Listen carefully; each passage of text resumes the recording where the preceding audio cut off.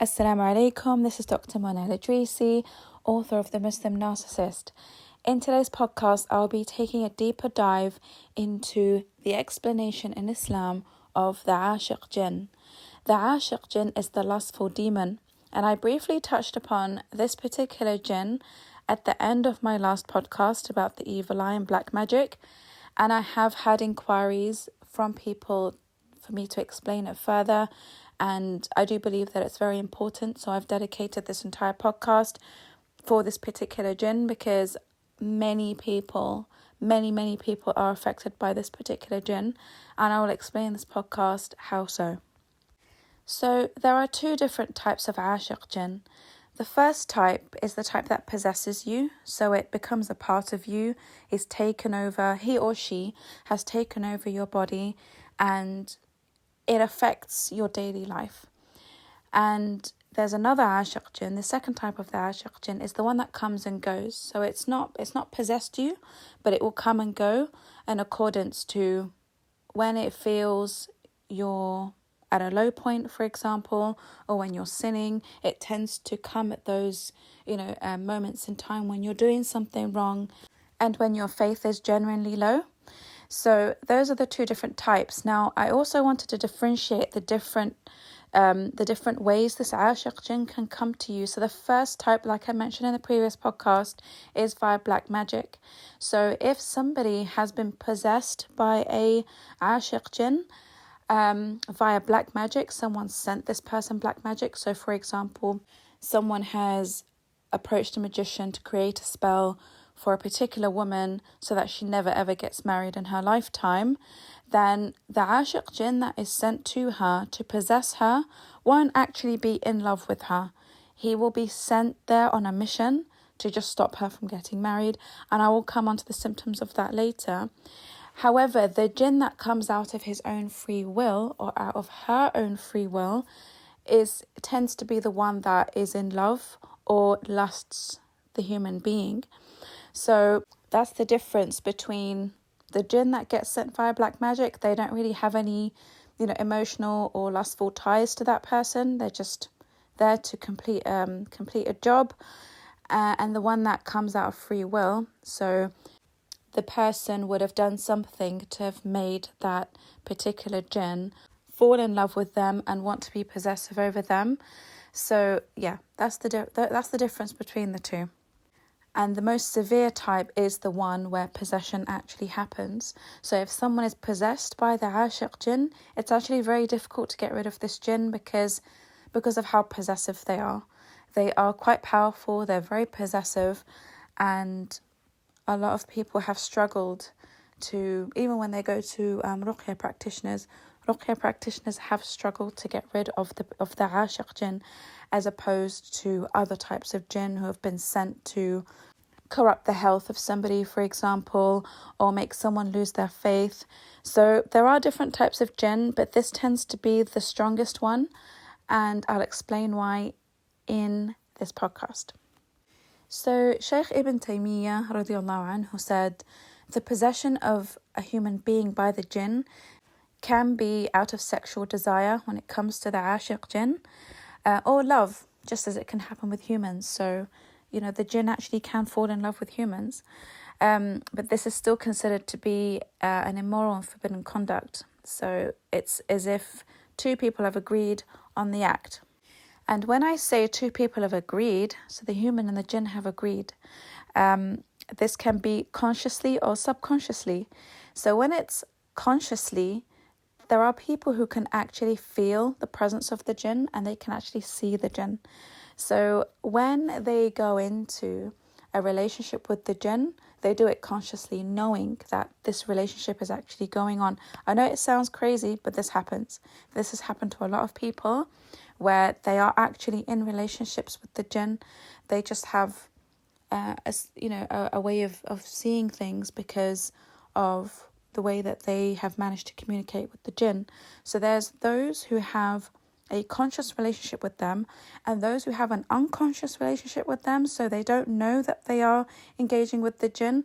They are doing so indirectly, so they are committing acts or they're engaged in habits that draw the jinn to them, and thus they get into a relationship with the jinn. And these acts tend to be, acts that are forbidden, in Islam, like watching pornography, for example, masturbation, and watching horror films, especially horror films about the jinn and ghosts and evil spirits. All of these things that people do draw in the evil jinn to them.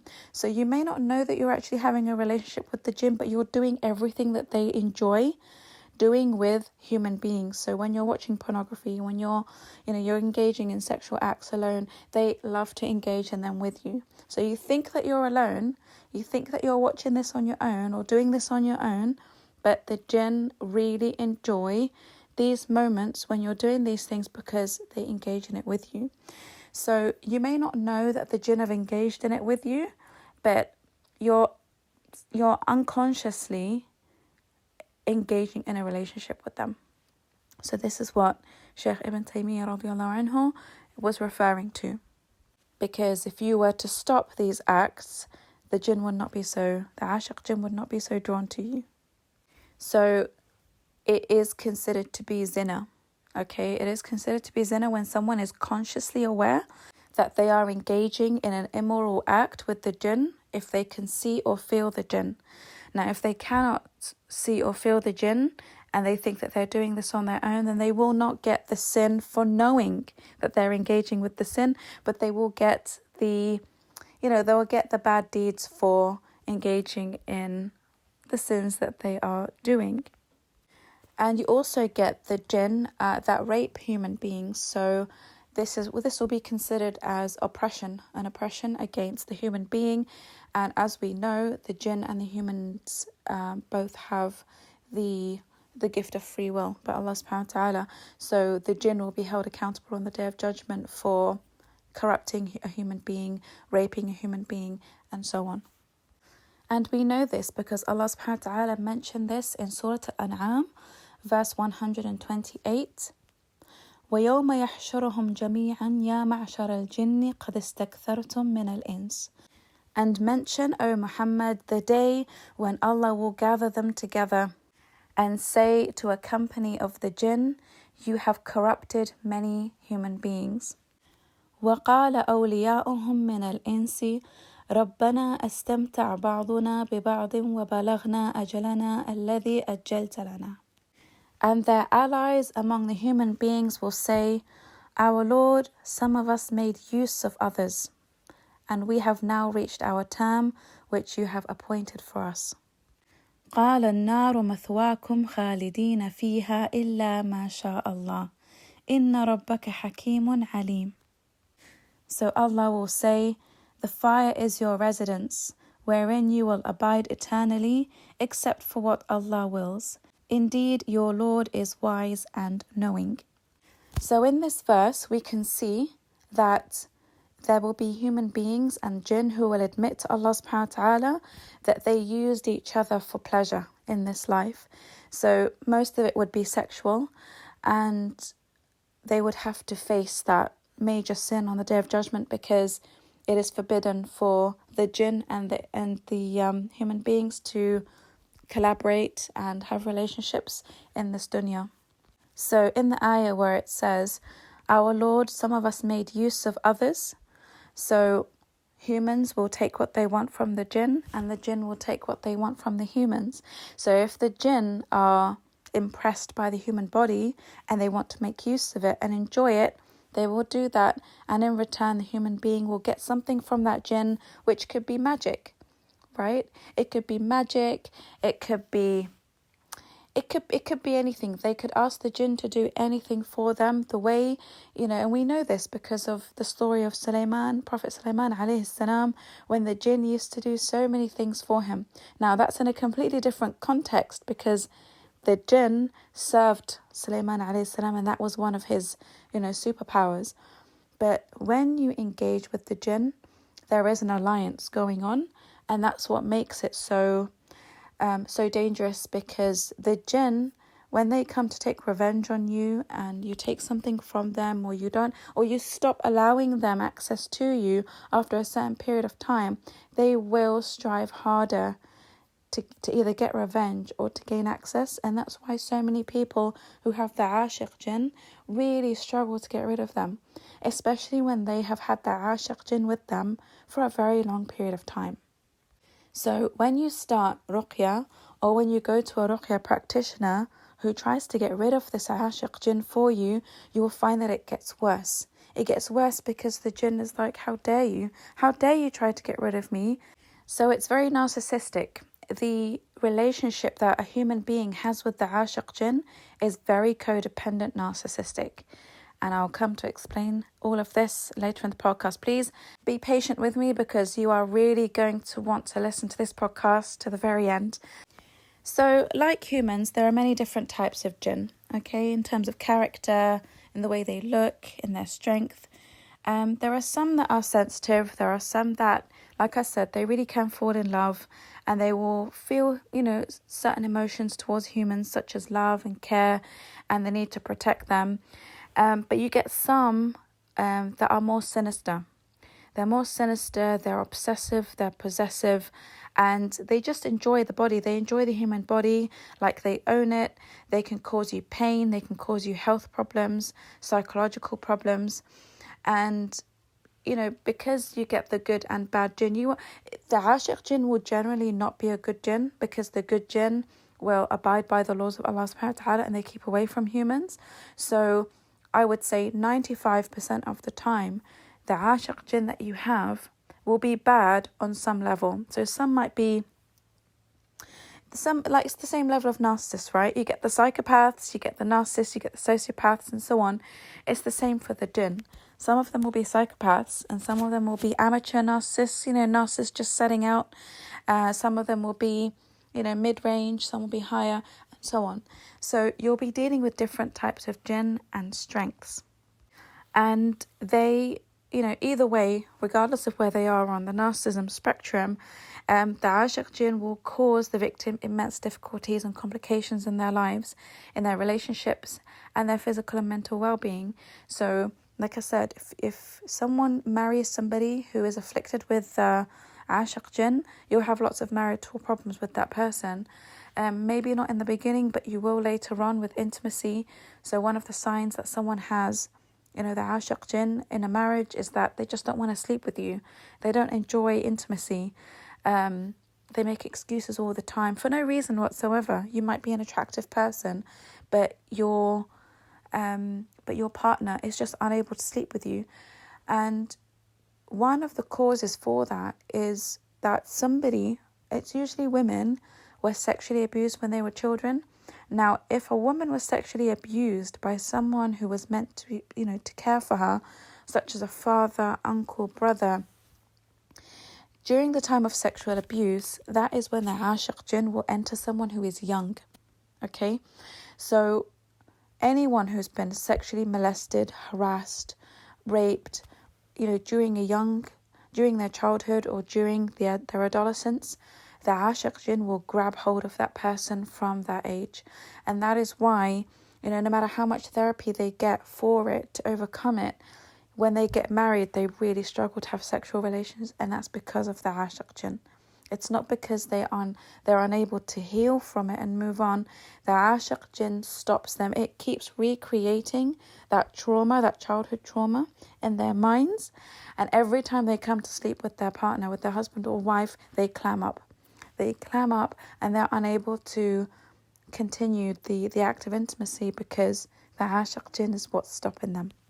Now, if this person who's been sexually molested or raped or used and abused when they were a child or adolescent is single and never got married, then what will happen is that they will either be promiscuous growing up, so the Aashiq Jinn will get them involved in a lot of sexual activity, or sexual activity with other people, so they will engage in a lot of zina, because the Aashiq Jinn now makes them feel that they're damaged goods, and if I've been raped and if I've been sexually molested, then I'm worthless, right?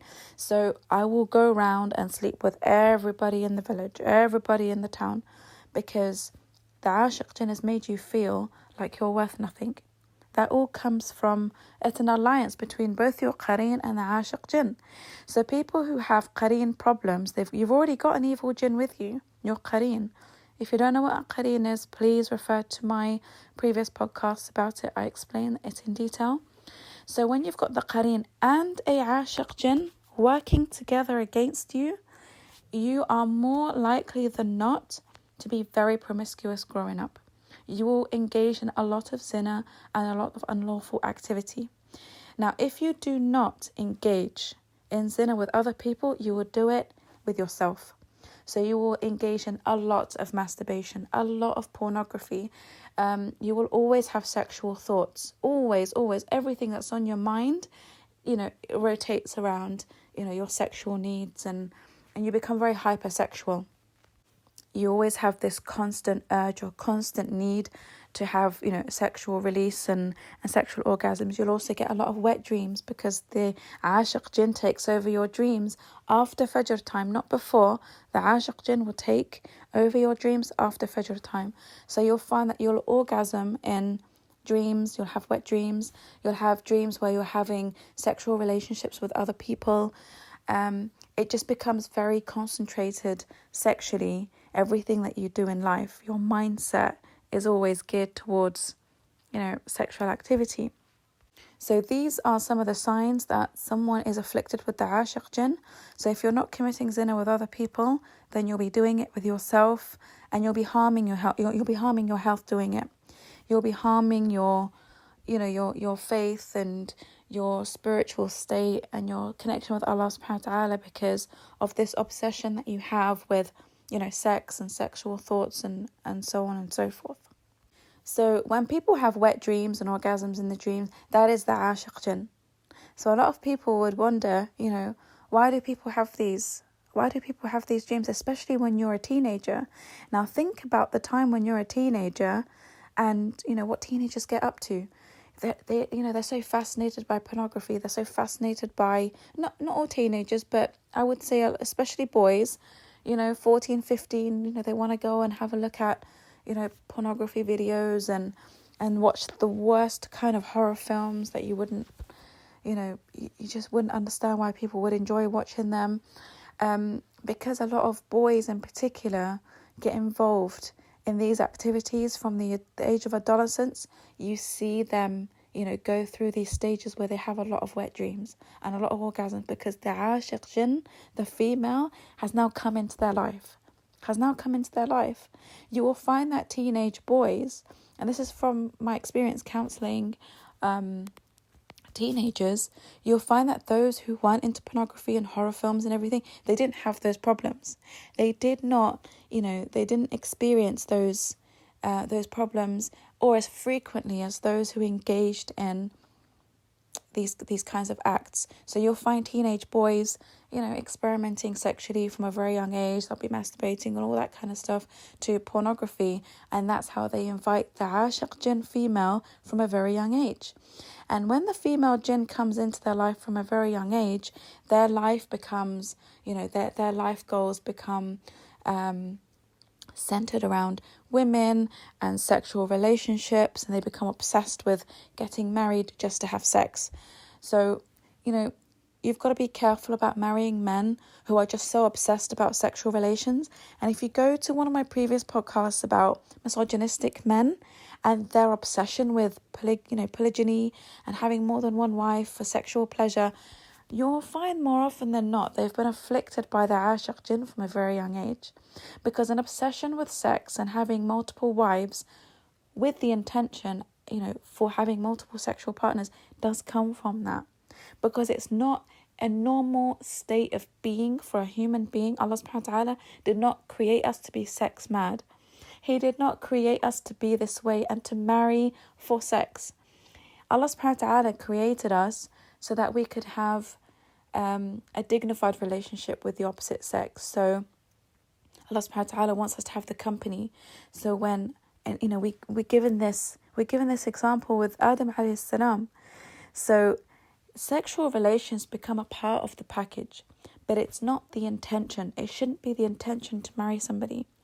So when you have great company in somebody and a best friend in someone, and that person you trust and you care for and you love and everything, when when a sexual relationship is added to that equation, it becomes the glue of the relationship. It makes the marital relationship a very beautiful relationship and a very unique relationship, because it's the only relationship we're meant to have where we can have that kind of closeness with somebody. We cannot have that with our parents or with our siblings or best friends. The closest person you will ever be with is your husband or wife. Now that's how it's meant to be. Now people are having sex left, right and centre, but they're not satisfied from it because it's out of the context of what Allah subhanahu wa ta'ala permitted. When something is out of the context that Allah subhanahu wa ta'ala has ordained from us, we don't find pleasure in it. There's no spiritual pleasure. It's a temporary physical pleasure, but it doesn't last. You'll forget about it the next day. Because it doesn't have that spiritual element to it where you feel comfortable and safe and relaxed because you're in a marriage and you trust that person. You trust that person fears Allah and loves Allah at the same time to take care of you properly. You're not going to, where are you going to have that peace of mind when you have sexual relationships with other people who are using and abusing you? So essentially the jinn can do this to you. They can use and abuse you and discard you for their sexual pleasure. And human beings can do that to you too. So Allah subhanahu wa ta'ala says, protect yourselves and don't give your body in pleasure to anyone but your husband or wife, because you're not safe from these, humans and jinn out there. So those people who want to get married with the sole purpose of, just having sexual relationships with somebody are usually afflicted by the Aashiq Jinn, because the Aashiq Jinn makes them really obsessed about sex. And the reason why, it allows the person to be so obsessed about sex is because they want, at the end of the day, the mission of the evil jinn is to corrupt you. It's to make you always engage in major sins. It's to make you, lose your iman, lose your morality, and lose everything good about you. But at the same time, it will not allow you to have what's good for you. So when I say that, it means that sometimes you will find that a Aashiq Jinn is so obsessed about you, maybe it really does love you, and it's very protective and possessive over you, that he or she won't even let you, get into contact with a narcissist. So, you'll get lots of narcissists who come your way to love bomb you. They won't even allow narcissists to come into your life because of how jealous they are over you. So you'll find that even the narcissists don't find you attractive. Even the narcissists don't want to marry you. So you've got the good and the bad people not wanting anything to do with you, not wanting to marry you. And that's why so many women, especially women, can go all their lives and never get married, because no one wants to marry them. Like, you would have thought one person out there, one person would have at least would have been interested in marrying this woman. But when she goes through her entire life and a marriage does not go through, she may have received proposals that have fallen through. She may have received interest that never went anywhere. And then all of a sudden she'll find herself in her 50s and 60s, not married, because no one pursued it with her. It's not from her, it's not her fault. More often than not, she would have had a Aashiq Jinn who would have repelled every narcissist and every empath and every codependent out there. So they just wouldn't have found her attractive, or she wouldn't have found any of them attractive. So that's that. That's one type of jinn. Now there's another type of jinn. They make an alliance with the qareen of a narcissist. Okay, so the evil jinn that accompanies the narcissist, they will allow the narcissist to come into your life. They'll make an agreement between the both of them, because like I said, their dual mission is to corrupt you. Their dual mission is to completely ruin your life, completely destroy you.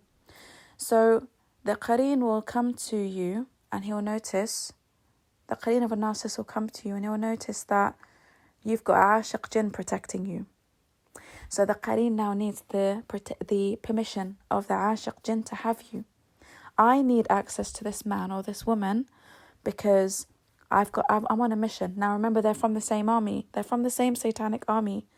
So they would make an agreement between both of them. So the Aashiq Jinn will say, fine, I will allow you to have a relationship with her. Do whatever you want, but remember, she's mine. I take her back at the end of the day. I take her back. So what does this mean? What does it mean when the Aashiq Jinn takes you back? So he will allow you to have a horrible, toxic relationship with a narcissist. And that narcissist will completely destroy you. Maybe destroy your iman, leave you depleted, leave you drained, leave you depressed because you thought that narcissist loved you, and then they discard you and move on, to somebody else and so on. So after that mission is complete, you might go into therapy or something and try and heal from this trauma. But what you don't know is that the Aashiq Jinn has taken you back. It's taken you back now. It's taken you back as a completely broken person. So here, during this particular phase of time, you'll find that maybe your sexual activity increases. That's why people go through a hoe phase after they go through a breakup.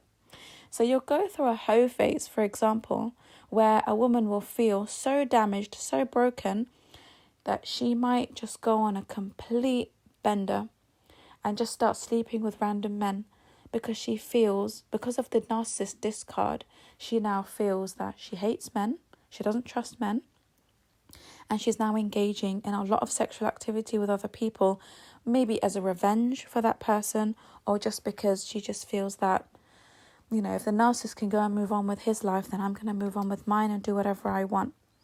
That's one type of woman. Now, or man, okay, men do the same. After a breakup, why do you think they go around sleeping with so many women? You think it's from them? No, that's from their Aashiq Jinn.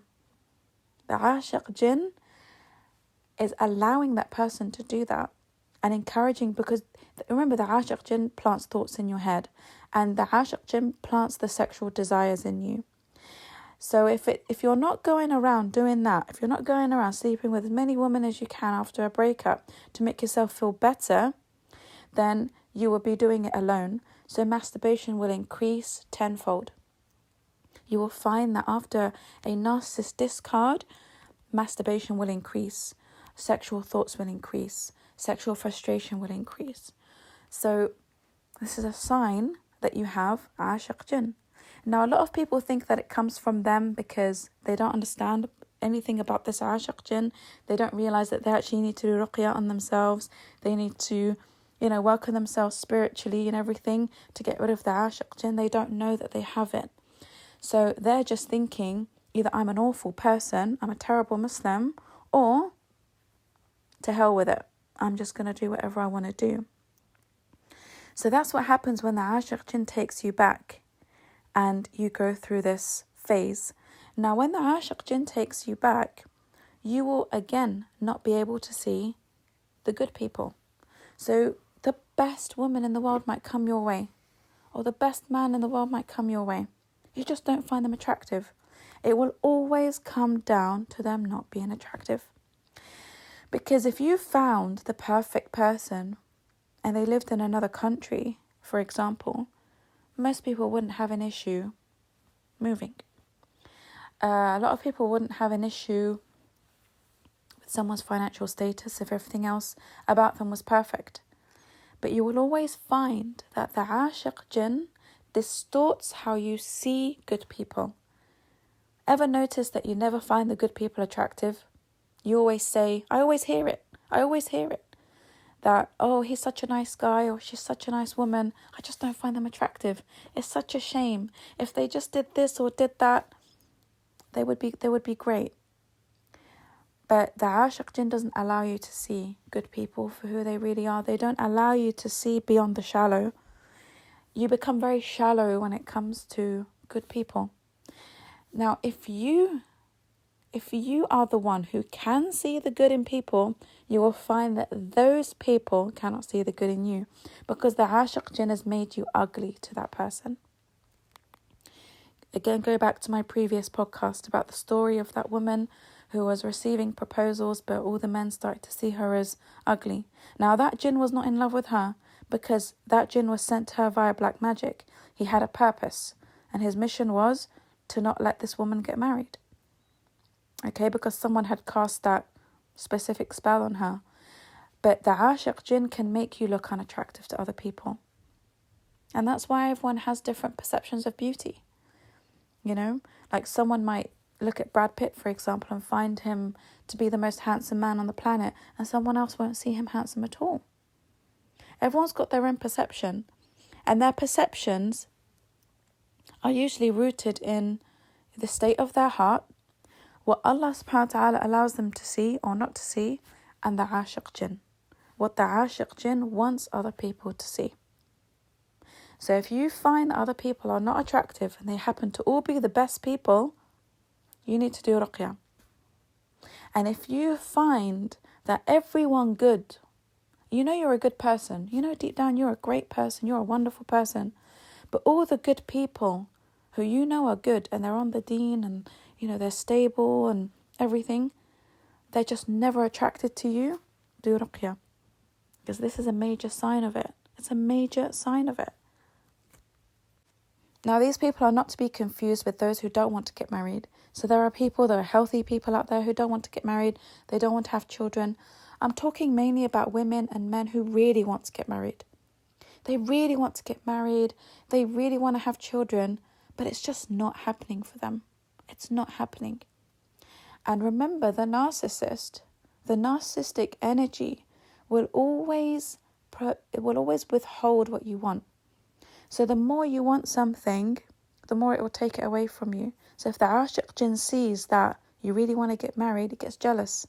He doesn't want you wanting anyone but him or her. So they're like, oh, okay, she wants children. She wants a husband. She wants a family. Oh, no, I'm not giving her that. So he makes everyone see you as unattractive. But if you're not bothered, if you get married or not, if you're not bothered about having children or not, the Aashiq Jinn cannot control you that way. So they will start controlling you in other ways, which is, for example, your health. They will start to affect your health. They'll start to affect other things that are more important to you.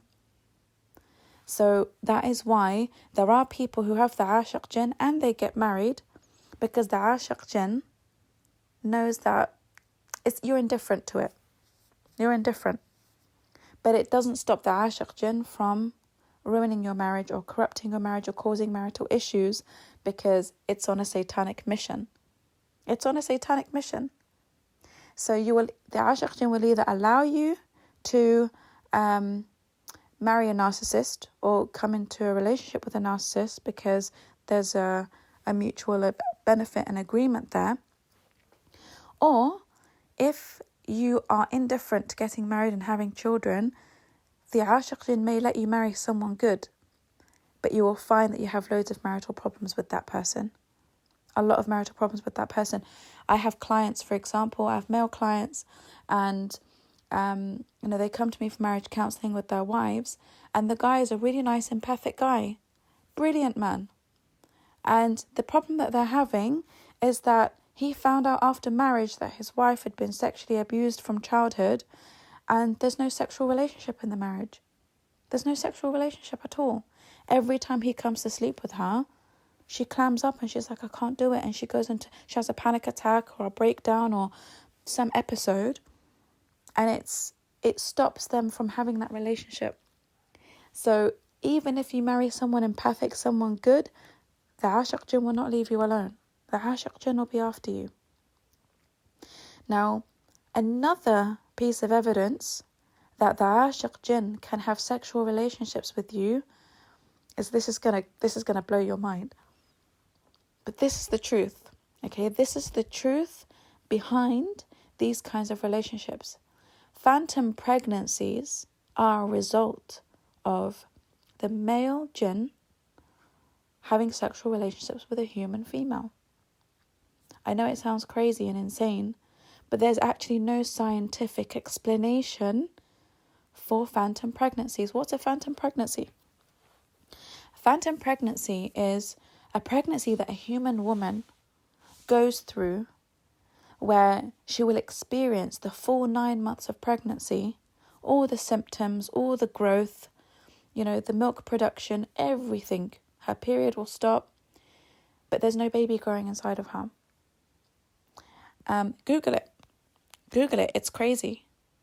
So a woman will actually look 9 months pregnant, but there'll be no baby inside. Like it's like there's an invisible baby inside. The actual truth behind phantom pregnancies is that she's been impregnated by a jinn. Now, this is rare to happen. This doesn't happen a lot. But what it does indicate is that there are lots of people out there having sex with the jinn, and they don't know it. And if a woman does happen to get pregnant by the jinn, she'll have a phantom pregnancy. And it can be a very traumatic experience for a woman to experience a phantom pregnancy because of all the symptoms and everything she has to go through. And someone even go through birth. Can you believe that? Like they'll actually give birth to nothing. To nothing. So, we also know that there are human beings, human babies that are born with jinn energy.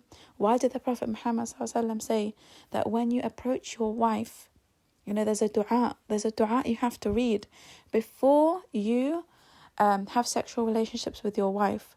Because if you don't read that dua, the jinn will engage in the sexual act with you and your wife. And if the jinn engages in that sexual act with your wife, there is a chance that that child may be part jinn. Not only will it be part jinn, but you'll have that child will have satanic energy in him or her. So this is all evidence. I'm not making this up.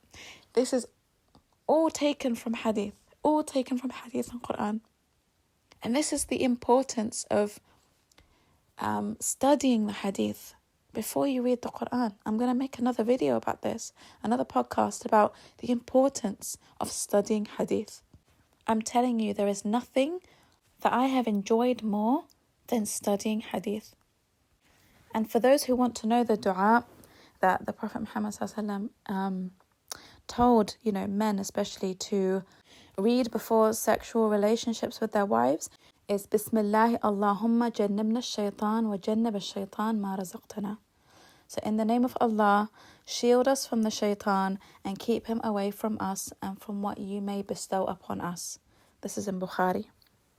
Okay, so you have to protect your sexual relationships from the Aashiq Jinn and any other jinn, satanic, evil jinn that is coming to corrupt, that relationship and any child born from that relationship. We know this.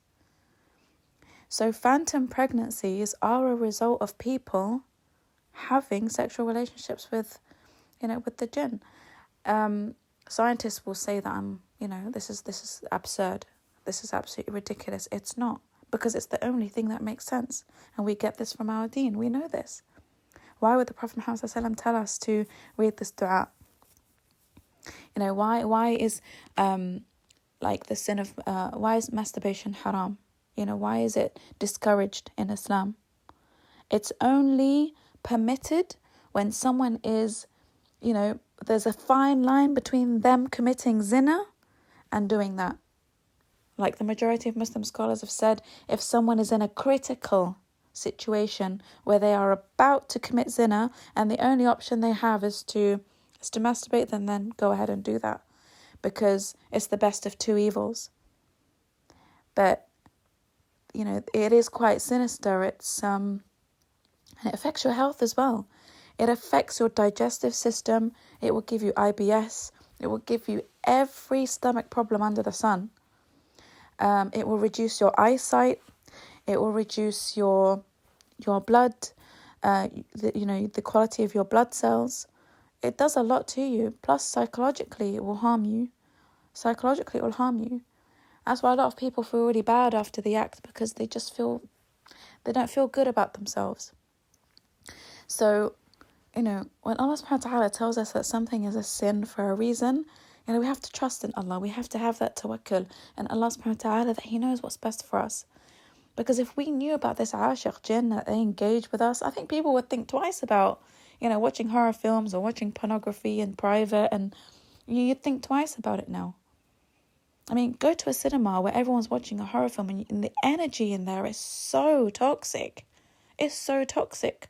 All these zombie films and jinn films, all of it. You know, the shaitan loves to be in that environment. The jinn love to be in that environment. They're all watching it with you. They're all engaging in that entertainment with you because it's their environment. It's their disgusting, filthy, toxic environment. I hate horror films and I don't trust anyone who loves them. Honestly, I come across anyone and they tell me, oh my God, I love horror films. I stay well away from that person because that person is more often than not afflicted with a Aashiq Jinn, and it's bad. Now, another thing that the Aashiq Jinn can do to you is distort your reality. So again, because they focus so much on, it's called the Lustful Demon because it really preys on your sexuality. So people who have a higher level of, a higher narcissistic level of Aashiq Jinn, you will find that they tend to be more sadistic, okay? So again, they steer towards abnormal activities, abnormal desires, abnormal, acts that they enjoy doing that Allah subhanahu wa ta'ala, has either forbidden us from. So it could be, for example, haram sexual acts, like anal sex, for example. If you find Muslims who know right from wrong, even if they're non-Muslims actually, because engaging in anal sex is not something that's considered to be normal. You're going against the fitrah of the human being that Allah subhanahu wa ta'ala created to have dignity. This is the place where people, go to the toilet from. It's a dirty place. It's a place where diseases can be created. So logically, the reproductive organs have been created to fit in certain places. And it's healthy in those places. The pH balance of, those environments fit well with the reproductive organs. So when you sow your seeds in another place, then you are harming your health. You're harming your spiritual health as well. And you're actually harming the dignity of the human being. So one type of Aashiq Jinn will really enjoy the unlawful sexual acts that Islam has prohibited. Okay? Another type of Aashiq Jinn will find sexual pleasure from children. And that's why you get paedophiles. Alright? So you've got a special type of Aashiq Jinn that, it's just so disgusting that it allows grown adults to be sexually turned on by children. And that's why you have people like that. And they will never be able to tell you why they are the way they are. It's because they're controlled by the Aashiq Jinn. Now, another type of Aashiq Jinn is the one that influences people to gain sexual pleasure from animals. You see people having sex with animals. Now, do you think this is something logical? Something normal that a normal human being would do? No, it's not. They are acting in accordance to what the Aashiq Jinn is controlling them to do. Homosexuality also. So people who are homosexual, we know from Islam that no one is born homosexual. Allah subhanahu wa ta'ala has created every baby to be born upon the fitrah. And the fitrah is that male is attracted to female and female is attracted to male. So when you get male attracted to male or female attracted to female, this comes from the Aashiq Jinn.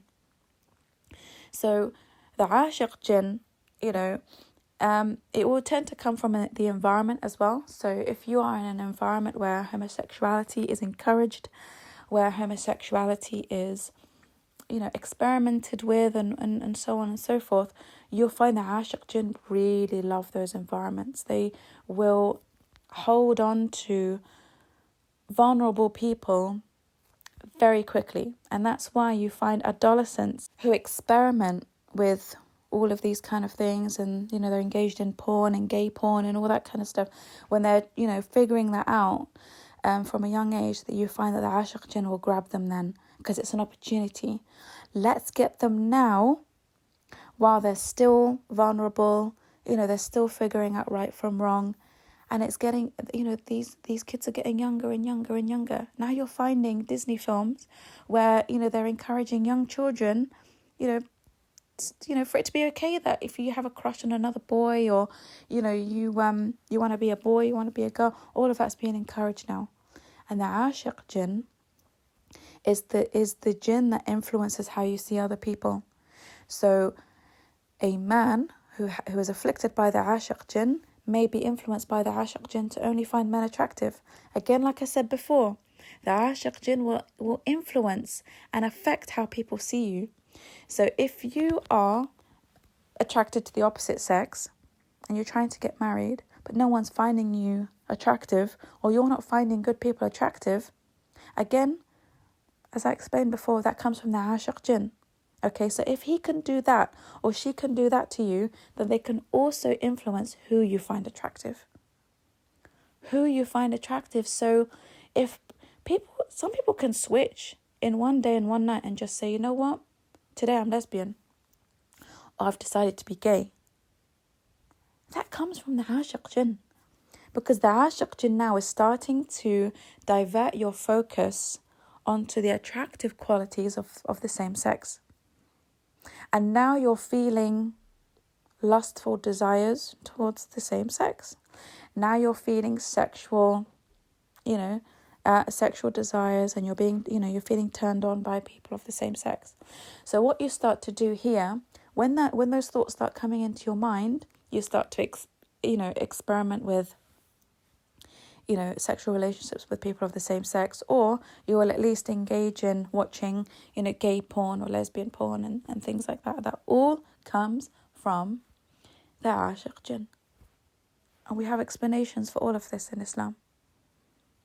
Again, like I said, it's not coming from my head. I would never give you knowledge that I wasn't sure of and that wasn't 100% correct. All of this I've studied for a very long time.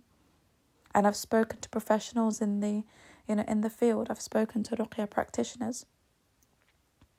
So homosexuality comes from the jinn, comes from the evil jinn. If it's not from your qareen, it comes from your Aashiq Jinn. Now your qareen alone is powerful enough to make you feel attracted to people of the same sex. It can do that. It's powerful enough to make you attracted to children, or people you shouldn't be attracted to, or people you shouldn't be, like your siblings. How many people have we heard of who want to marry their siblings, who want to marry their parents? You get those weird magazine articles where someone wants to marry his mother because he's so in love with his mother and they're having a full-blown relationship. You think that's normal? Or someone who wants to marry his sister, or someone who wants to marry his stepmother or his mother. You see a lot of this in America. There are campaigns right now to allow brothers and sisters to get married in America, to allow parents and children to get married in America. I mean, what have we come to? What has the world come to?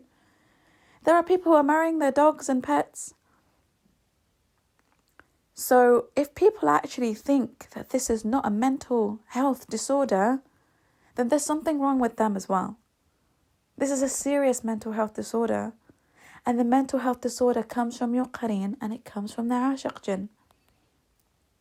They are the ones influencing people to do all of these crazy things, because Allah subhanahu wa ta'ala did not create the human being to be like this.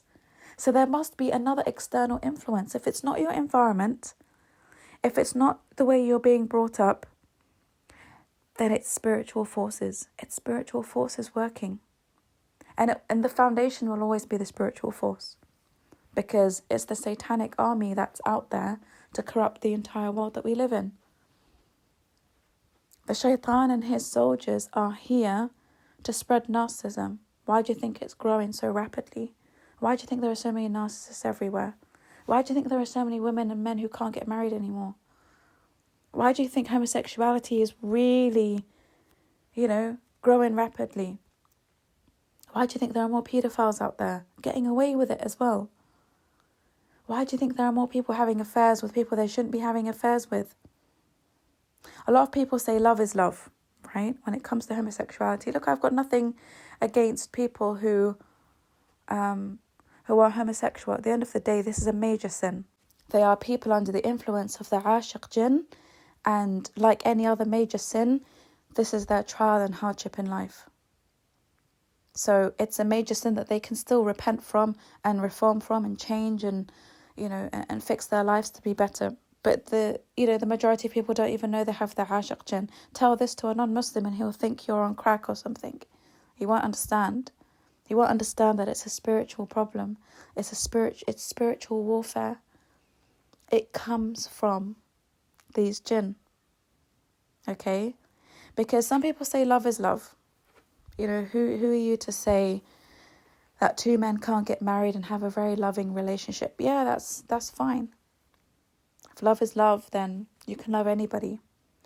But would you call it love if a man's best friend had a full-blown affair with his wife? Does it make it right? Or does it make it right when an uncle has a full-blown affair with his niece? Or when a father has a full-blown romantic affair with his daughter? Does that make it right? Love is love, right? Love is love. If we keep justifying major sins as being love, when it's clearly not right, it's clearly not okay, then we're just, we're heading in a bad place. At the moment, forget the logical reasons why homosexuality isn't encouraged in Islam. And it's forbidden in Islam, right? Let's just tick off a few reasons. Number one, STDs. There are horrible STDs that can come from homosexual relationships. And then you've got a drop in population because it's no longer man and woman. If it's two men, then now you have to get a surrogate. And now you've got to get egg donors. So it's 4 people involved now for you to reproduce. So one child can have the DNA of 3 different people. So you've got the sperm donor from the homosexual man, you've got the DNA of the surrogate mother, and you've got the DNA of the anonymous egg donor, right? So what's the major problem that comes out of that? The loss of lineage. Now, if you lose the lineage of the child, you don't know who this child's biological mother is, and you don't know the medical history of the surrogate mother and what her history is, lineage will be lost. Lineage will be lost, and that's how incest gets spread in our societies, because with all these sperm and egg donors going around, who's to say that brothers and sisters are not getting together and getting married and and having sexual relationships together in this disgusting hookup culture that we find ourselves in? So there's a lot of reasons why Islam condemns homosexuality, because it affects the entire society. When you deviate against the fitrah, you affect the entire society. So, if a lot of men decide to become homosexual, what's going to happen to all the other women who are straight? They're going to be left with no husband, no partner, no family, and they would either be encouraged after that to turn lesbian, or they would, be committing zina left, right and centre, or they'll have so many mental health problems because they're on their own and they're lonely and they're suffering from depression and suicidal thoughts. So can you see how it would cause the entire downfall and corruption of society? So it's a major sin that, the first step is awareness. You've got to be aware in order for you to correct yourself and to actually help yourself and heal yourself. You actually have to be aware of it being a major sin and a disorder and a spiritual problem. Because if you don't, you will never heal from that. You will never get better. You will never understand that this isn't right. So again, this is not just about homosexuality. This is about the Aashiq Jinn and what it makes you do. Another type of jinn will make you really enjoy physical pain in sexual relationships. All this BDSM and the whipping and the throwing about and the chains and the cuts and the beatings. That's not normal. Allah subhanahu wa ta'ala did not create us to have sexual relationships like this. That comes from trauma. That comes from feeling worthless and feeling damaged. That comes from the Aashiq Jinn exploiting your body for its own pleasure. So the Aashiq Jinn, because they're narcissistic and because they love toxicity, they will use your body to gain the pleasure that they want. Because remember, the jinn have free will.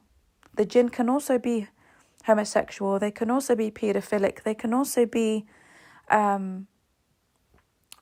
whatever it is. They can also have feelings for animals and all sorts. They can also have feelings for their mums and their kids and their nieces and their nephews. And the jinn have free will too. You'll find a lot of them are like this as well. They've got these disorders too.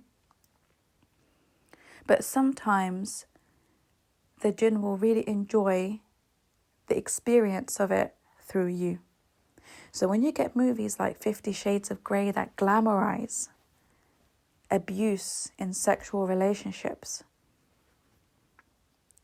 this is a form of sexual corruption that comes to us through the media.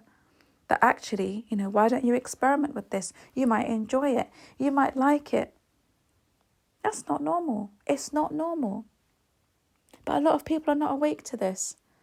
A lot of people are not awake to the fact that the Aashiq Jinn has actually possessed you. And a lot of people, like I said, one of the main indicators is the type of dreams that you have. Dreams that come before Fajr are from Allah subhanahu wa ta'ala. Dreams that come after Fajr are from the shaitan. They're from your Aashiq Jinn and they're from your Qareen. And that is why a lot of you will find that when you're trying to get over somebody toxic, you're trying to get over a narcissist, you always wake up thinking of them because you've just had a dream about them. It always happens because the Qareen or the Aashiq Jinn never wants you to move on. They don't want you to move on. So you're always having dreams about this person, dreams about the narcissist, dreams about the abuser. So you wake up and you're always remembering them. You never seem to forget about them. They're always in your head. You think you've done well, you've gone to therapy, you're moving on, and then you have dreams about them around 5, 6, 7 in the morning. And then you wake up and they're the first people you think of. And then you find it difficult to get out of bed. You find it hard because now your energy feels depleted. Now you feel depressed all over again. Oh, they're loving that. That Qareen, that jinn devil that's with you, loving that. Because that's where they want to keep you. They want to keep your vibration so low. Because remember, the jinn, the evil jinn's vibration is very low. And the human being will match the energy of the jinn when they're at their lowest point. Okay? So that is why you attract the jinn when you're at your lowest. So when you're feeling depressed, when you're feeling grief, extreme sadness, suicidal, heartbroken, when you're in that state of mind or state of being, your vibrational level has matched the vibration level of the jinn. And that's when they come into your life. They'll attack you then, they'll target you then. Like many Muslim scholars have said, when you feel sad, when you feel depressed, don't cry in the toilet. Don't cry in the shower. Because the jinn love being in the toilet. And that's why we have a dua before we enter the toilet. Before we use the washroom, there's a dua that we have to say to protect ourselves from the jinn that love to hang out in the toilets because they love filthy areas. They love areas in which, like they love sewers and they love, toilets, and they love, like caves full of rats. They love places like that. So we have to say a dua before we enter the toilet for that reason. So when you go into the toilet or in the bath or in the shower and you're sobbing your heart out, or you're really depressed, or you're listening to music in the toilet, or you're talking in the toilet on the phone, all those jinns are coming to you. They're all coming to you. Because not only have you stepped into their environment, but you've stepped into their environment matching their energy. They see you as fresh meat. Do not cry in the toilet, or cry in the shower, cry in the bath. You've stepped into the lion's den when you do that. You're very susceptible to evil thoughts. And that's why a lot of people have panic attacks in toilets. You'll find yourself in the shower and you have a panic attack. I have so many clients who tell me this.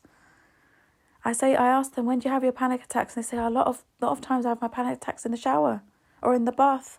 And I'm like, well, there you go. Because she would have been crying in the shower, crying in the bath, or, another thing that the Prophet Muhammad ﷺ, he said, don't sleep naked. Don't sleep naked. He warned people from sleeping naked, whether you're married or not, by the way. Whether you're married or not. At least have one item of clothing on if you're married. Don't sleep naked because the jinn are drawn to that. If you're a single woman, don't go to bed wearing lots of perfume. They're drawn to that. If you are married or not, don't walk around the house naked because the jinn are drawn to that. It's one of the ways in which they fall in love with you when they see the naked human body, because they're fascinated by it. It's something they don't have, so they become very fascinated and they want it, and they'll possess it. They want to possess it. So they admire everything about the human body, because it's like when you have something you want but you can't have, and you have to figure out a way of getting it. So they wait and wait and wait until you have a moment where you're walking around the house naked. You think you're on your own. You're walking around naked. Bam. The Aashiq Jinn's got you. No ruqya that day. No adhkar that day. No Quran. No salah. Perfect. There's no protection. You wake up in the morning. You don't remember your adhkar. Nothing. You're not praying. You're not making dua for protection. That jinn is gonna grab onto you because that is a golden opportunity. Now, if a Aashiq Jinn is not impressed by the human body, another way it can come to you is via revenge. So there are things that humans do that can really irritate and agitate the jinn. So for example, pouring hot water or hot oil down the sink before saying Bismillah ar-Rahman ar-Rahim. The Prophet Muhammad ﷺ, he also told us to do this. He also told us to be mindful of the jinn so that we don't harm the jinn. So before doing anything, we need to say Bismillah ar-Rahman ar-Rahim, because that word, the word Bismillah ar-Rahman ar-Rahim, warns them to get out of the way. So if we pour hot water down the sink, for example, we may be at risk of burning a jinn. And it's happened. I remember watching a ruqya channel in Saudi. There used to be a TV channel just dedicated for ruqya, and I stopped watching it because it was so creepy. But one day I switched it on just to, see what was going on, and people would call the sheikh. Okay, there would be phone calls to the sheikh, and they would try to get ruqya done over the phone. So there was one man who called, and he said, my daughter, she's possessed. I don't know what to do about my daughter. So the sheikh said, bring the daughter on the phone. She was about 7 or 8. And he said, bring the girl on the phone.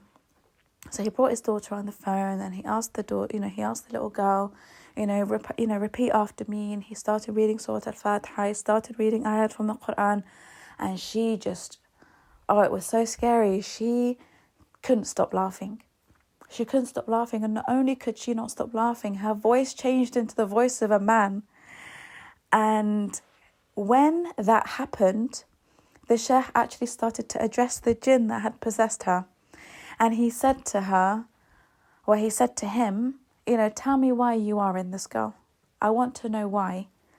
And he said, the reason why I am in this girl is because I was with my family. They were on a trip or they were eating or something. And this is the jinn speaking. And he said that the father had poured something down the drain that was very hot, burning hot, like water from a kettle or something. And he said, and it burnt my daughter.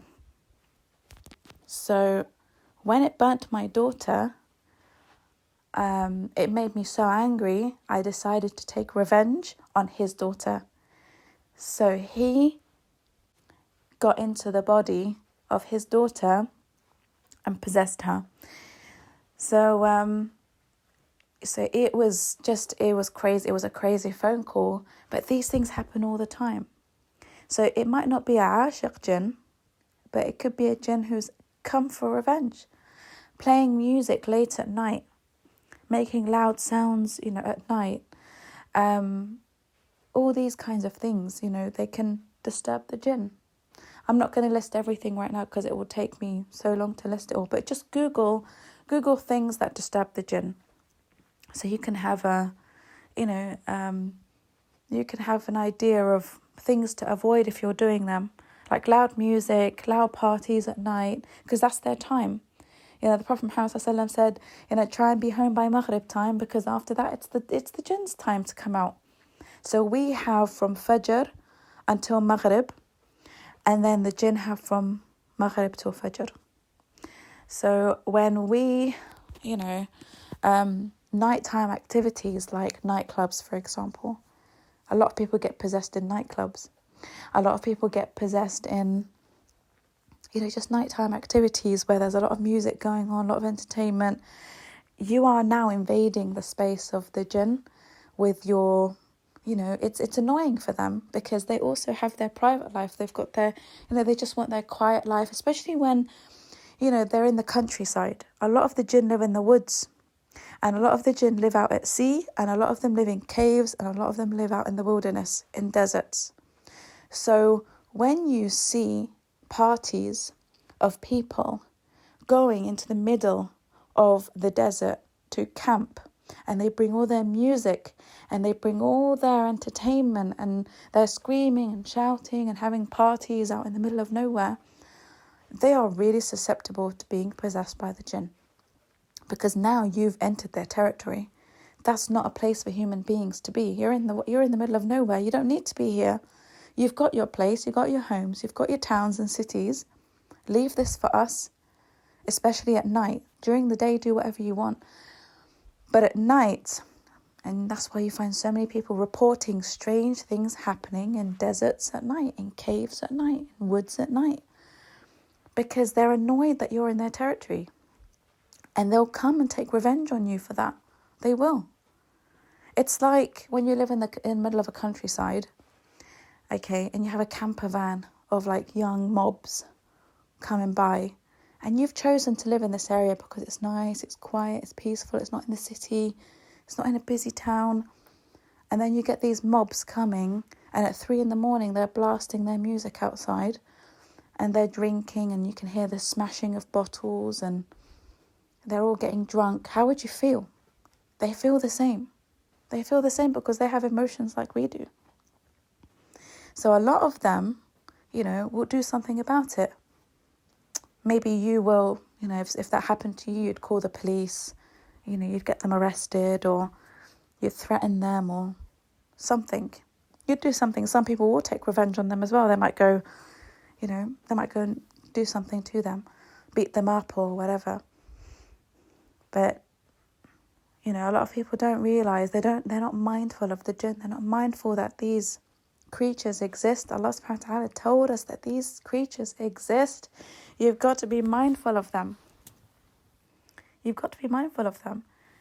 And the best way to start cleansing yourself and your lives from the Aashiq Jinn is to stop the major sins that are drawing them to you.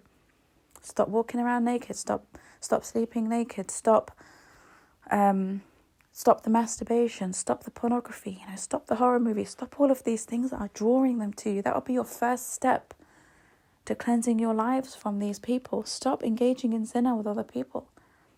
If you've got weird sexual fantasies or weird sexual habits, and seek help for them. Seek therapy if you need to. You need to seek help, because sadistic ways of being sexually they're not normal. They're not normal, whether you like doing it to other people or people doing it to you. you've got a problem. You've got a serious problem. And like I said, if you've got the intention of getting married because you're so obsessed about sex, you've got a jinn problem. Because that's not normal. Yes, we all have sexual urges. Everyone has them. We're human beings. We've been created that way. But not to the point where we need to marry just anybody to have sex. That's just not normal. There's a disorder. There's a fuse blown there somewhere. Something's not right. And you need to address that. And I'm hoping this podcast will help you address and help you see things in a clearer light, so that if that is the sole purpose of you getting married or having multiple wives or having multiple affairs or mistresses or whatever it is that you do, then you'll get help for it. You need to get help for it. And misogyny, a lot of misogyny comes from, the Aashiq Jinn, again, because the Aashiq Jinn makes men hate women. Every misogynistic man I've ever come across in my life or I've heard speak has got a deep hatred for women. Deep hatred. There's something in there that has, they've just got this deep resentment for women. No respect. There's no respect. They will respect when it benefits them and disrespect most of the time. They will do that. Because the way that they treat women is just, again, it's against the sunnah. It's against, the dignified behavior of a human being. So misogynistic Muslim men in particular, they will justify polygyny to be able to objectify women and use them for sexual pleasure the same way the Aashiq Jinn would exploit the bodies of men and women for sexual pleasure. They don't care about their feelings or anything else. It's narcissistic. They just want that body. They want a good-looking body that they're fascinated with to enjoy until they get discarded. Until that person wakes up and realizes that they're being used and abused and actually stand up for themselves and leave that situation. In the case of the Aashiq Jinn, it's the ruqya. And in the case of a narcissistic human being, it's, realizing that actually I'm dealing with a narcissist here. I need to get out. And then you start the no contact, process. So, you've got to be really careful. You've got to be really, really careful. Because misogynistic men and the Aashiq Jinn who wants to exploit the human body are the same. They're the same. Which shows you, this is evidence and proof that they have the same satanic energy. This is how I just link everything together, everything, all the pieces are coming together, all the pieces of the puzzle. They're the same. People who use and abuse and exploit and discard, they're all the same satanic energy, which means that the human beings who have it are ruled by the jinn. They're ruled by their qareen, they're ruled by any external jinns that they have. Whether they're afflicted with black magic or not, they have some sort of jinn ruling their lives. And they think that they're the almighty powerful. No, they're not. They're slaves to their own jinn. The narcissist is always the weakest amongst everybody. They are at the bottom of the food chain. The empath is the most powerful. Well, the supernova empath is. And the narcissist is at the bottom.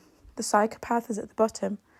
Because they are slaves to their qareen, slaves to their jinn that have possessed them and are influencing them. So they make up for their weakness by acting so grandiose, acting so entitled, acting so arrogant, because they've got something to hide. Deep down, they know that they are incredibly weak. They know that they're incredibly weak, and that's why they hate empaths so much, because the empath is liberated, the empath is free, the empath is strong, the empath has no jinn controlling them. They control their jinn, they control their qareen. And narcissists hate that. And that's why they're out to destroy you. That's why they love empathic people, because they don't love empathic people, they love to target empathic people because of the jealousy. And Allah subhanahu wa ta'ala tells us in the Quran that one of the major reasons why the Jews, Bani Israel, why they hate the believers out of jealousy. It's jealousy for their iman, jealousy for their strength, jealousy for their resilience and their connection to Allah subhanahu wa ta'ala. They're jealous of all of that. Allah tells us that in the Quran. So jealousy, again, it's rooted in the story of Adam alayhi salam, when the shaitan was so jealous that Adam alayhi salam was a more superior creation, a more intelligent creation than him. And that him and his progeny were to inherit the earth. So the base of it all is jealousy. The jinn are jealous of you. Your qareen is jealous of you. Narcissists are jealous of the empath. And that's why they have to destroy. They're like a child. They've got to, destroy anything that makes them jealous. They hate it. Because as long as empaths are around, the empaths will always remind them of who they are. The empath will always put a mirror up to the narcissist, and they will always feel disgusted at who they truly are inside. Weak. They're weak. So they have to get rid of all the empaths, because if they live in a world full of narcissists only, then they have nothing to be accountable for. They have nothing to feel bad about, because that's normality for them now. But as long as empaths are around to remind them of how weak they are, they'll hate it. They hate it. And that's why they've got a sharp radar for empaths. And that's why the Aashiq Jinn will help the narcissist to get you. And that's why sometimes you say, I only attract narcissists. I never attract good people. Everyone who comes into my life is a narcissist. You think that's coincidence? That's not coincidence. That's done deliberately. I only like narcissists. I'm only attracted to narcissists. I only fall in love with narcissists. Now you know why. It's not just your childhood trauma. Yes, childhood trauma and what you're used to plays a large part in it. But think about this as well. If a woman had a narcissistic father or a narcissistic mother, or vice versa with men, wouldn't you want to have a completely different life with your own children growing up? Wouldn't you say to yourself, I would never be that kind of father. I would never be that kind of mother to my own children. I'm going to do everything I can to be a completely different parent. Because you didn't enjoy what you went through. You hated your upbringing. You hated your parents growing up because of the abuse that was inflicted upon you. That would be the normal, logical thing to do, right?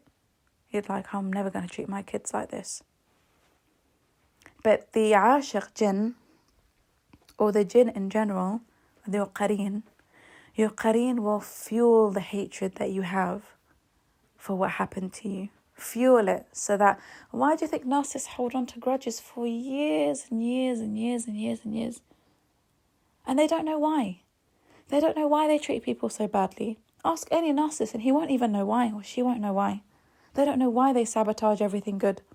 They don't know why they hate their parents after 20 years when they're a full-grown adult now. It doesn't even matter. The childhood doesn't matter anymore. Ask them, they don't know why. They don't know why they're so evil to people. It's because it's not them. It's not the narcissist. It's not the actual human being narcissist that hates you. It's their qareen that hates you. It's their jinn, the Aashiq Jinn that hates you. And they fueled that narcissist mind against you. They fueled it. They've made it so toxic so that at the end of the day, the narcissist is their puppet. The narcissist is the puppet of the qareen. Whatever the qareen tells them to do, they've got to do. They just obey. None of them know why they are the way they are. The best explanation that they can get is just an explanation of their childhood. That, okay, 30, 40 years ago, this happened to me as a child. Why am I still holding on to that 30, 40 years later? Why do you think? It's your qareen. Your qareen is there with that mission. The qareen is there to mess with your mental health, mess with the way you see the world, mess with your mindset and your perspective.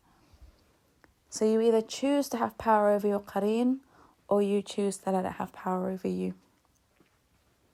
And if you find that you can't let it go, If you're a misogynistic man, for example, and you hate your mother after 30 years because she never gave you love, the love that you needed, you've got to ask yourself, who is in control here? Is it me or is it Qareen? Do I want to sympathize with how my mother suffered with my upbringing because of such an abusive father? You know, I can choose to sympathize with her and not take it personally. I can take the benefit and the goodness from therapy and say to myself, you know what? I'm not going to attribute this to myself anymore. That wasn't my fault as a child. My mother went through this and that, this and that. It's not connected to me. And move on. Or are you allowing your Qareen to just hate your mother for the next 30, 40 years because you have chosen to not benefit from any therapy or even go to therapy to understand? Just understand, you know, your childhood. Understand your upbringing. So all of this comes from the Aashiq Jinn.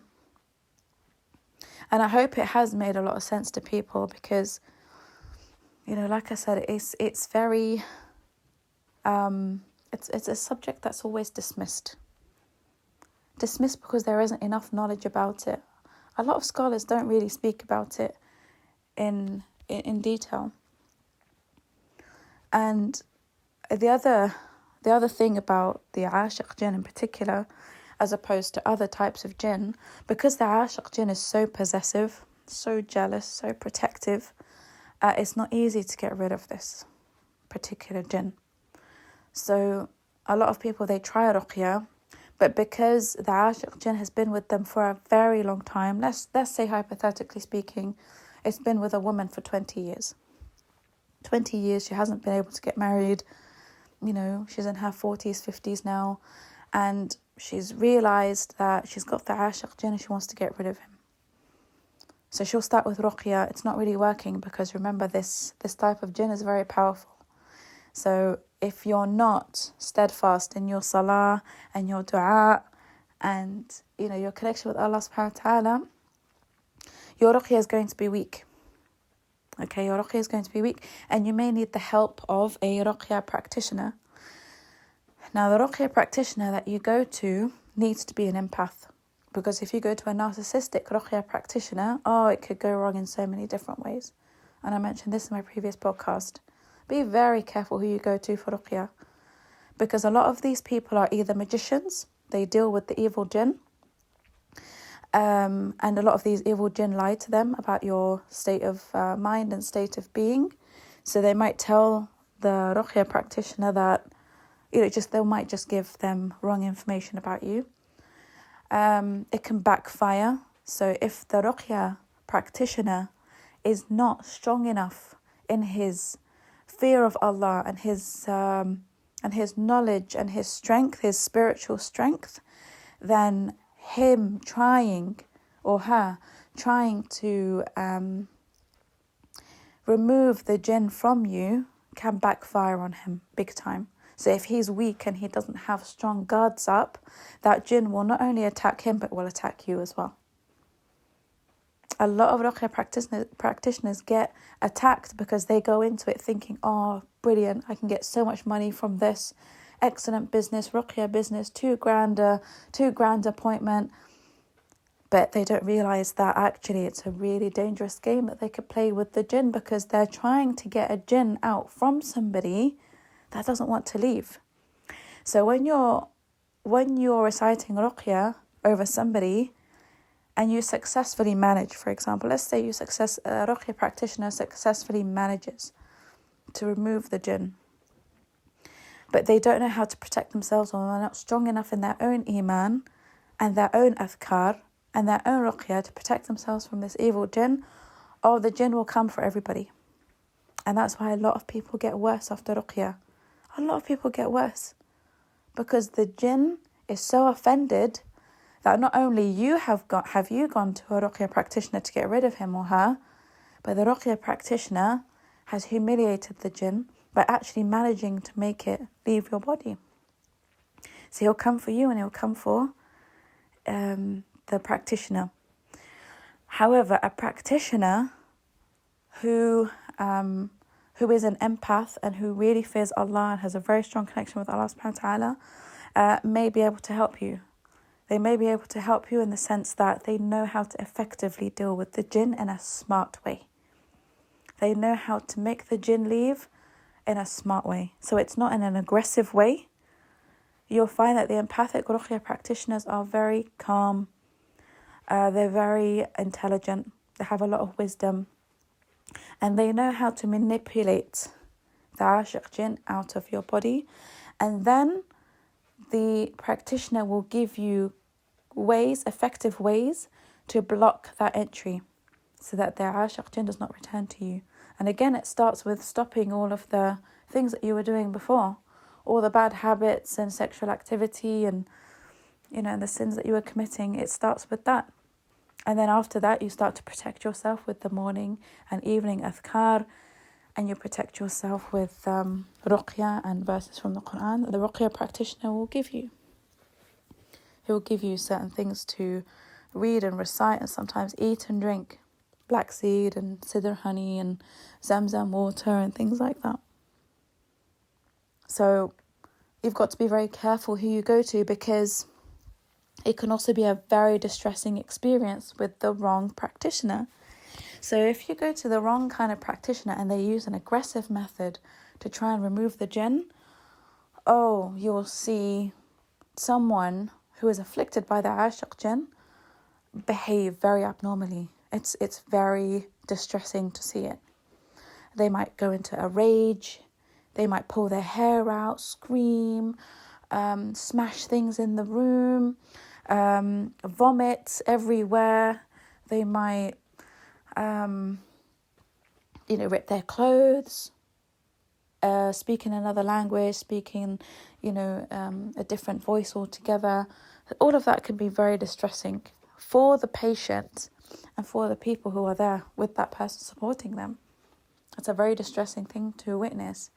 So if you are with a practitioner who is not doing it in an intelligent way, that will often be the outcome. The outcome will be, it will result in the patient reacting in that kind of way. So, please do your research before you go to any ruqya practitioners. I don't know of any I can recommend. But if you don't know any ruqya practitioners, then you can start with someone either in your family or your community who is, very God-fearing, very empathic. They can help you with the ruqya. But if they find that it's very difficult to deal with, then I do recommend that you perhaps, seek professional help, because in these kinds of situations, you will need external help. Because the Aashiq Jinn will have such a power over you that you will need external help for this kind of thing. But this is generally what tends to happen when someone is afflicted with this and wants to get rid of it. So I'll just run through a list of symptoms that people with the Aashiq Jinn will have. So if you have any of these, I do recommend that you start, like I said, stop, listing the bad habits that you are engaging in and, taking the first step, which is stopping them, and then, starting a ruqya program. Ruqya programs can be found online on YouTube. There are some really good ones, actually, where you can, follow ruqya recitation. And again, don't forget your morning and evening adhkar, and that will inshallah help you. So if you notice any of these symptoms, please do take this podcast as motivation to help yourselves. So the Aashiq Jinn can make someone feel depressed and isolated. So you might find that you don't want to socialize, or you don't even like spending time with your family. You just have an issue with everybody, or you just always want to be left alone. They would slowly erode the victim of their iman. So for example, a woman might decide one day to just remove her hijab, and a man might stop praying, for example. So it does corrode. Having a Aashiq Jinn around you will corrode your faith in Allah subhanahu wa ta'ala. And before I just go on to the rest of that list, I want to say that, Like I said, there are two different types of the Aashiq Jinn, one that possesses you and one that comes and goes. The one that comes and goes isn't really the one that is in love with you. So the one that is in love with you wants to be with you all the time. The one that comes and goes will just find you at your lowest moments when you're depressed and, when your vibration is very low. So they check in on you every now and again to see when you're in those low states. And if you're, if there's no adhkar, no ruqya, no salah, perfect time for them to jump in. So I just wanted to remind you of that. So another symptom would be the Aashiq Jinn will cause illnesses that medicine cannot explain. So you might go to a doctor or the hospital or even go into surgery and you've got an illness that they just don't know. They have no explanation for it. They don't know where it comes from. And they just put you on so many different types of medications out of hope that one of them will work. That's a huge sign, okay? Another sign is scratching, having lots of scratches, different parts of the body, private parts, intense scratching of the private parts. And again, there's not really a medical cure for it. So you'll find that you'll have this scratching for a very long time. You'll find that another symptom could be an illness that is diagnosed medically as being terminal, such as cancer. So if someone was very healthy before, fit, youthful, and all of a sudden they've been diagnosed with cancer, it could be a result of black magic, ayn, evil eye, or the Aashiq Jinn, because the Aashiq Jinn doesn't want anyone to have you. So they know that your chances are going to be reduced if you have a terminal illness. Another symptom is bad hygiene and not looking after yourself properly and your health. So you might find that you don't wash for many days, you don't change your underwear for days, and you just generally have lots of hygiene health problems. So that would be a symptom because, again, it's the Aashiq Jinn's way of just making you unappealing to people. And if you feel bad, if you don't feel good within yourself, you're not going to present yourself in a good way either. So that is one of the signs. So if you're struggling to take care of yourself physically and, just health-wise in general, then that could be a sign of the Aashiq Jinn taking over you, especially when you're at your lowest point, like in depression. Another symptom is, committing a lot of major sins and engaging in zina. Another symptom would be excessive sexual desires. So someone might have the urge to have sex a few times a day, and even then it's just still not enough. That person is afflicted with the Aashiq Jinn. You also have people who just think of sex all the time. So whether you're working, you're on the train, you're driving, all you think about is, your sexual needs and your sexual desires. When you look at women or men, all you can think about, when you see them is you think about them in a sexual way. You don't look at them in any other kind of way rather than, except for that way. Another sign is that a woman cannot reach climax with her husband. So, the Aashiq Jinn will stop her from having any form of sexual pleasure, which causes a lot of frustration and causes the marriage, to break down as well.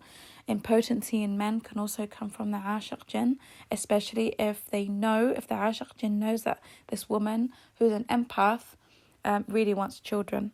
So the Aashiq Jinn who has taken hold of the man will prevent, will prevent pregnancy. So a lot of women complain about, sexual frustration, not being able to enjoy, a sexual relationship with their husband. And no matter what they do, they can never reach that climax. They can never reach that level of enjoyment. More often than not, if it's not a physical health problem, you'll find that comes from the Aashiq Jinn.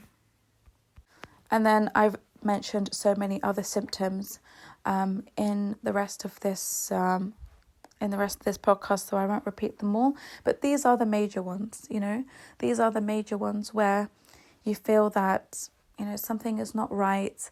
I mean, even if you have feelings for the opposite sex, that's the Aashiq Jinn.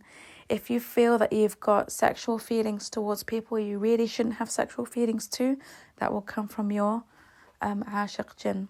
Okay, so any of these symptoms that you have or you've recognized, please take action as soon as possible, because what will happen if you don't is that you will always come across narcissists in your lives.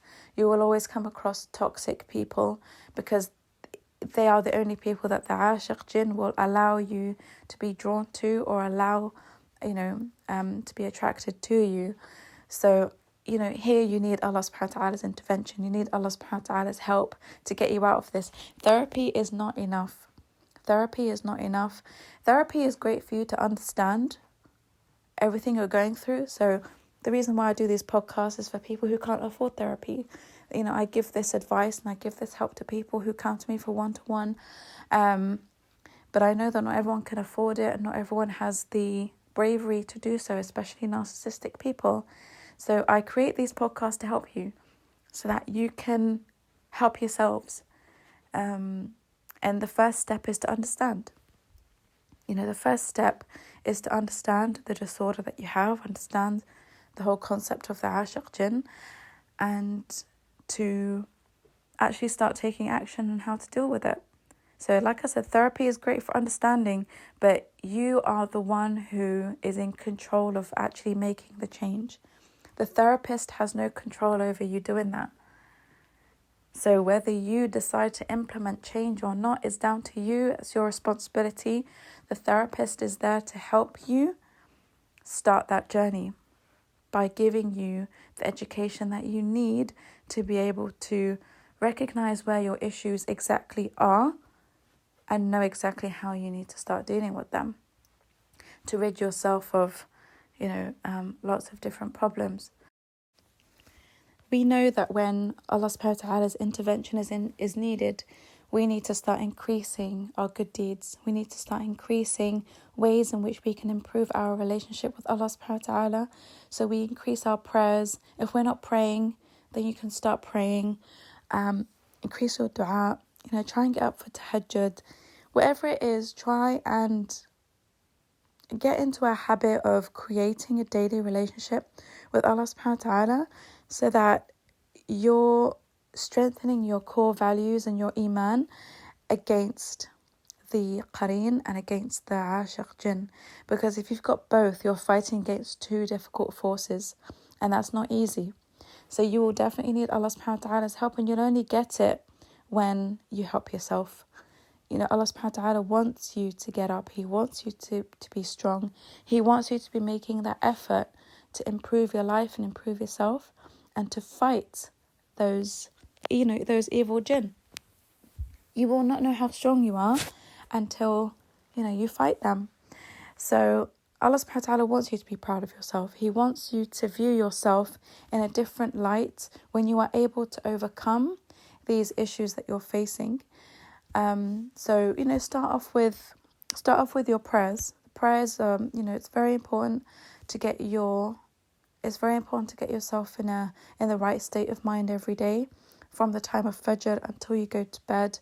You're constantly reading Quran in your prayers. So if you find it difficult because of the Aashiq Jinn, it's going to be fighting against you to be doing these things. So if you're struggling with the ruqya and maybe extra fasting, or stopping the bad deeds and so on, start off with the bad deeds first.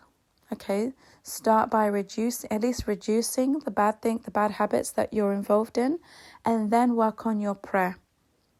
Start working on praying on time, and actually getting into the habit of praying, because like I said, you're reciting Quran in there, you're reciting the Ma'awadat, Ayatul Kursi, and these are all the verses of ruqya.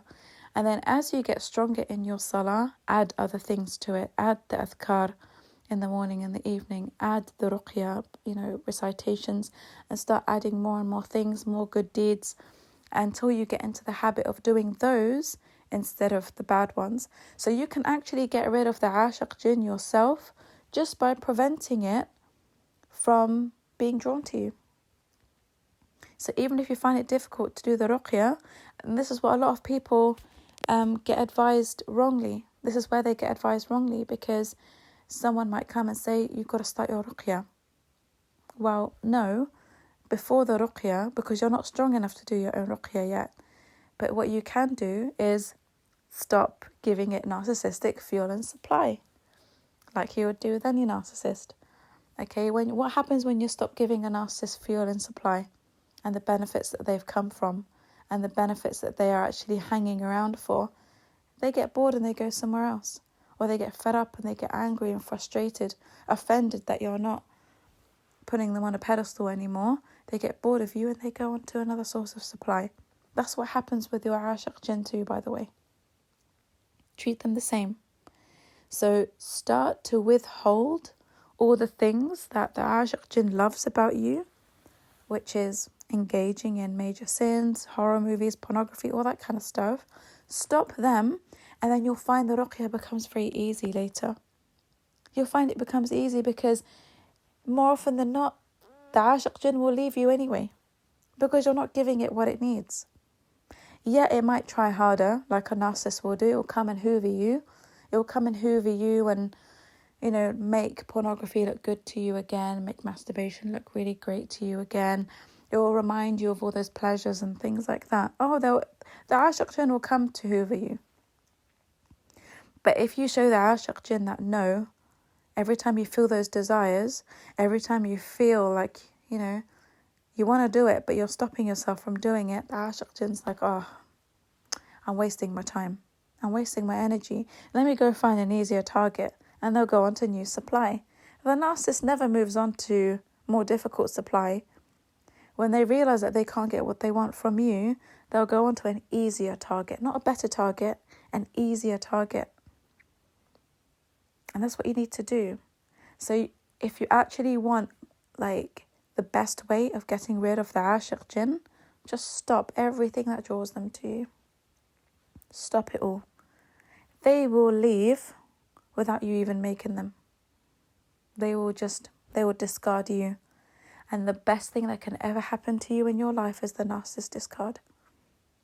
It's the best thing that will ever happen to you when the narcissist leaves via their own accord, whether that's spiritually or in person or in human form. The best thing that can happen to you. So stop giving them supply. Stop giving them what they want. Stop giving them and providing for them an environment in which they thrive in. The Aashiq Jinn will not bother you anymore. And again, you'll find the ruqya after that to be easy because they're already out the door. They've already got one foot out the door. So when you do the ruqya as well, they're like, I'm not dealing with this. I'm not dealing with this. There's no benefits. And ruqya on top of this? No, I'm off. Goodbye. I found it to be the most effective way of dealing with clients who have this problem. And subhanAllah, it's worked. So when a sheikh tells you, jump into ruqya, it doesn't work. It doesn't work. You don't have the strength to do it. And then you end up going to the wrong ruqya practitioners. Don't do it. Follow this way and you'll get rid of the Aashiq Jinn, inshallah. Treat the Aashiq Jinn like any narcissist you've come across in your life. Treat the narcissist the same way you would treat the Aashiq Jinn. No contact. Cut all fuel supply. And ignore. Ignore the desires that you keep getting afterwards. Ignore the hoover. Ignore all of it. The Aashiq Jinn, I'm telling you, the Aashiq Jinn will go away. Because when you visualize it in that way, it becomes much easier to deal with the Aashiq Jinn. And your qareen too. Your qareen as well can be dealt with in the same way. You've got a narcissistic spiritual relationship with your qareen. If you allow it to have control over you. Apply the same thing to your Aashiq Jinn. So flip it the other way around. Instead of doing the ruqya first, cut out all the major sins and the bad deeds and everything that you're doing that's drawing them in. Start to ignore them. Fight against your desires. Ignore them. Ignore their hoovers. You'll find that you'll be free from them. Try it. And if anybody finds success, inshallah, with this, please drop a comment below or just drop me a DM or an email or anything. I'd love to know. I really would love to know. Because I'm telling you, I tell my clients this is what I advise my clients to do, and they've all come back to me saying, we didn't think it would be that easy. It actually works. So hope that helps, inshallah. I hope that if you take anything away from this entire podcast, it will be this piece of advice that will, inshallah, change your life and make a huge difference. I hope that anyone who has been afflicted with this type of jinn heals from it, inshallah, and gets the treatment that they need. If I've missed anything, please, write it below in the comments. I'd really love your likes and subscribes, guys, because we really need to grow this channel. This channel seriously needs to reach a lot more people, and I can only do that with your support and your help. So when you like the video, when you share it, it really does help the visibility of the channel to appear in YouTube searches, and people will easily find this information, inshallah. So I don't dive into this much in my book because I'm addressing everything from an Islamic psychological perspective for now, before I dive into all the videos about narcissism. So there's so much content about narcissism, codependency, that I'm going to record for you in podcasts about, how, why people attract them, the devaluation phase, the discard phase, moving on from a narcissist, the new supply, all that stuff is coming, all that content is coming. But what I wanted to do is create this series of podcasts that will give you a very comprehensive understanding of Islamic psychology, so that when I explain everything about narcissistic behavior to you in later content, you'll be able to piece everything together and you'll be able to make sense of it from an Islamic viewpoint. And this content is for both Muslims and non-Muslims. Anyone who is intrigued or interested to know the Islamic, viewpoint of personality disorders, is more than welcome to, join this page, join this channel, and engage with it and learn from it, inshallah, and hopefully benefit from it. So I'll end it here. I hope you found it of benefit, inshallah. Please send it to anyone who will benefit from this. And thank you so much for everyone who has listened up until this point.